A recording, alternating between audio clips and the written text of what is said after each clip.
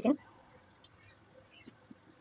haldi powder 1 teaspoon, salt as per your taste, red chili powder as per your taste.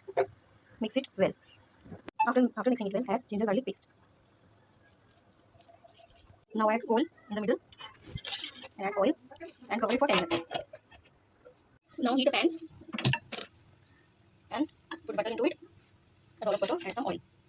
Let it get melt. After the butter gets melt, add this mixture with the coal. Now mix it well and cook it on a low flame. Cover it. After you get to add tomato ketchup. I'm adding 1 tablespoon of tomato ketchup here and 1 teaspoon I'm adding here honey. I'm adding 1 teaspoon of honey. And now mix it well. So our foil chicken is ready. So now we'll off the flame and I'm going to serve and show you. So now serving time. We'll put foil chicken on it.